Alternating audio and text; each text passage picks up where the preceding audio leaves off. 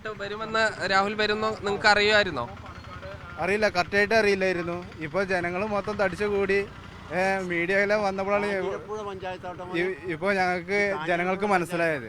ഇതിപ്പോ കാഞ്ഞിരപ്പുഴ പഞ്ചായത്തിലെ പുഞ്ചക്കോട് അല്ല, മുണ്ടക്കുന്ന്, കാഞ്ഞിരപ്പുഴ പഞ്ചായത്തിലെ മുണ്ടക്കുന്ന്. ഇതാണ് ഈ കാഞ്ഞിരപ്പുഴ മുണ്ടക്കുന്നിലാണ് ഉള്ളത്. ഇവിടെ നിന്ന് അദ്ദേഹം നേരെ തെങ്കരയിലുള്ള പൗലോസ് എന്ന മുൻ KPCC സെക്രട്ടറിയുടെ വീട്ടിലേക്കാണ് പോവുക. ഇന്ന് പുലർച്ചെയാണ് ഈ പൗലോസ് എന്ന KPCC സെക്രട്ടറി അന്തരിച്ചത്. അദ്ദേഹത്തിന്റെ വീട് സന്ദർശിക്കും.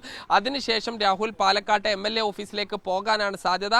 അങ്ങനെ MLA ഓഫീസിന് സമീപത്ത് എത്തുകയാണെങ്കിൽ ഒരുപക്ഷെ വലിയ പ്രതിഷേധത്തിന് DYFIയും BJPയും കോപ്പ് കൂട്ടുന്നുണ്ട്. അതിനുള്ളൊരു സാധ്യത ഉണ്ട്. എന്തായാലും ഇപ്പോഴുള്ളത് അദ്ദേഹത്തിന്റെ സ്വകാര്യ സന്ദർശനങ്ങളാണ്, മരണവീട് സന്ദർശനങ്ങളാണ്. ആ സമയത്ത് പ്രതിഷേധിക്കില്ല.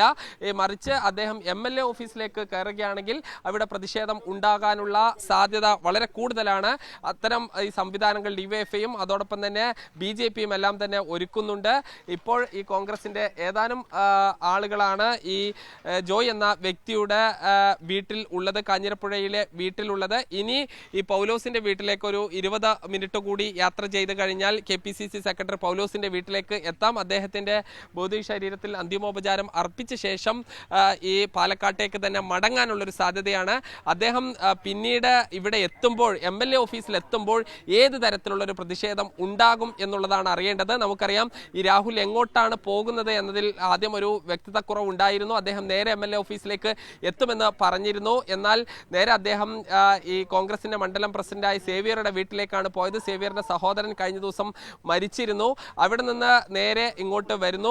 അങ്ങനെയാണ് പിന്നീട് അദ്ദേഹം ഈ മണ്ണാർക്കാട് ഭാഗത്തേക്ക് വരുന്നത്. മണ്ണാർക്കാട് ഭാഗത്തേക്ക് എത്തിയതോട് കൂടി തന്നെ അദ്ദേഹം മണ്ണാർക്കാട് ഭാഗത്തേക്ക് വന്നതോട് കൂടി ഈ പിന്നീട് വഴിയിൽ വെച്ചാണ് ഈ പോലീസും മറ്റ് സംവിധാനങ്ങളും വരുന്നത്. ഇപ്പോഴെന്തായാലും യൂത്ത് കോൺഗ്രസിന്റെയും മറ്റും പ്രവർത്തകർ കൂടുതൽ ഇങ്ങോട്ട് വരുന്നുണ്ട്.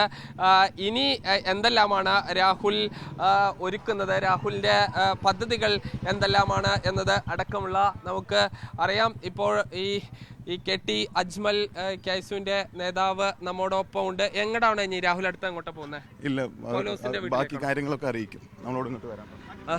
ഇത് എന്തായാലും ഈ ബാക്കി കാര്യങ്ങൾ അറിയിക്കുമെന്ന് മാത്രമാണ് പറയുന്നത്. എന്തായാലും ഈ പ്രാദേശികമായുള്ള നേതാക്കൾ, ജില്ലാ തലത്തിലുള്ള നേതാക്കൾ, ഈ ഭാഗത്തു നിന്നുള്ള നേതാക്കളെല്ലാം തന്നെ ഇങ്ങോട്ട് എത്തുന്നുണ്ട്. രാഹുൽ അകത്തേക്ക് കയറി ഏതാണ്ട് 10 മിനിറ്റ് കഴിയുന്നു. ഈ കുറച്ച് സമയം കൂടി ഇവിടെ ഇരുന്നതിന് ശേഷം